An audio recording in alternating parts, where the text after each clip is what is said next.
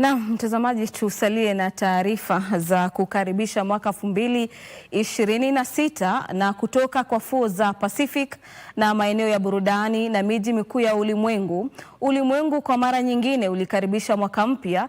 Mwaka mpya wa 2026 uliwasili kwa mbwembwe na sherehe za aina yake kote duniani, kutoka mashariki hadi magharibi. Haya kijiri mtazamaji, Pope Leo wa 14 akitoa wito kwa jamii za kimataifa kukumbatiana kwa imani.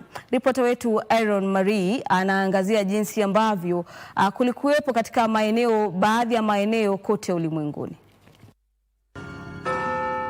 Ilianzia hapa katika kisiwa cha Kiritimati, sehemu ya Kiribati, eneo la kwanza ulimwenguni kukaribisha mwaka mpya. Kwa watalii na wenyeji ilikuwa fursa ya kipekee. Mmoja wa watalii alielezea kukaribisha mwaka mpya kwenye ufuo usiokuwa na mifumo ya mawasiliano wala uhai. Huko Dubai, jengo refu zaidi duniani la Burj Khalifa liligeuka kuwa ukumbi wa burudani na kuandaa maonyesho ya fataki.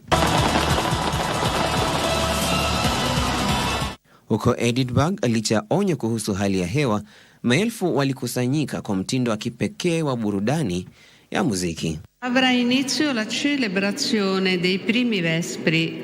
Na huku hayo ya kijiri, Papa Mtakatifu Leo wa 14 katika hotuba yake ya kwanza ya mwaka mpya aliashiria matumaini, huku kauli mbiu yake ya mwaka 2026 ikiwa amani.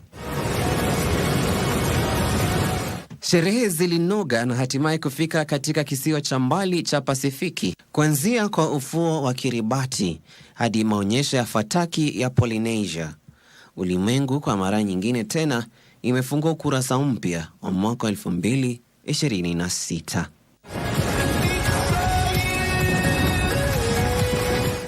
Aaron Marie, Darubini.